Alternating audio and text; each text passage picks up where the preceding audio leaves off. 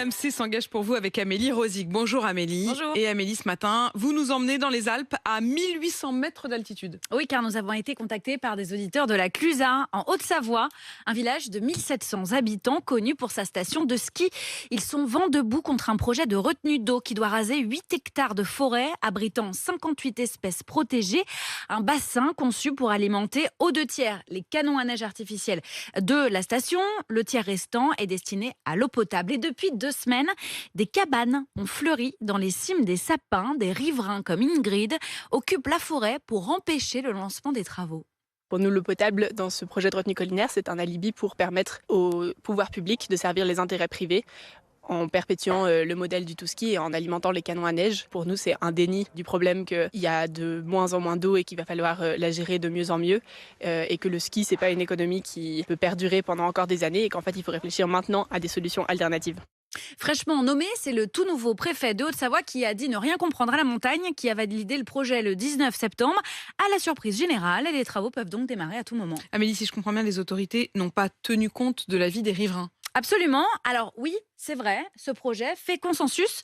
Contre lui, les résultats de l'enquête publique sont très clairs. Ils ont montré que 76% des 1800 participants y sont opposés, d'autant qu'on parle quand même d'un projet à 7 millions d'euros pour une commune de 1700 habitants. Et c'est une information RMC ce matin. 3 associations de défense de l'environnement ont déposé un référé suspension devant le tribunal de Grenoble. Valérie Pommier est fondatrice de l'ONG Résilience Montagne. C'est même pas une fuite en avant, c'est un suicide collectif. Aujourd'hui, on sait ce qu'il advient de la ressource en eau. On a l'exemple de cet été.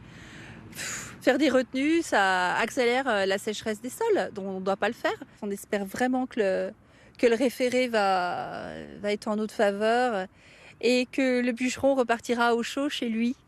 Ça serait super. Et Amélie, vous avez contacté le maire. Est-ce qu'il est prêt à discuter avec les riverains ? Non, le maire n'est pas prêt à discuter avec les riverains. Il campe sur ses positions. Il dit qu'en gros, hors de question de faire machine arrière, à moins que la justice le décide, ce qui est possible.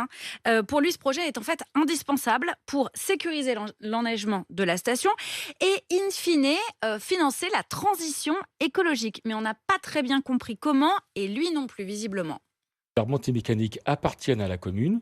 C'est grâce à ces revenus qu'on pourra faire la transition totalement nécessaire face au réchauffement climatique. Et donc, est-ce qu'on sait déjà quel pourcentage financera la transition ? Je ne comprends pas votre question. La part, je ne la connais pas en fait. Voilà, en tout cas, le maire peut compter sur le soutien du président de région, Laurent Wauquiez, que nous avons contacté, qui nous a répondu ceci par mail. Il n'est pas possible d'accepter que nos territoires soient pris en otage par des groupuscules extrémistes. Laurent Wauquiez direct. Fait référence aux zadistes qui se sont engagés aux côtés des habitants. Johanna Chabas les a effectivement rencontrés, mais elle n'avait sincèrement pas l'air terrorisée en rentrant de reportage. La justice, en tout cas, doit se prononcer sur le recours suspension déposé par les associations d'ici 3 à 6 semaines. Et on va évidemment surveiller ça de près Et et vous savoir tiendrez si... au courant, bien sûr. Exactement. Amélie, l'adresse pour vous contacter, c'est rmc pour vous @rmc.fr. Il est 7h12.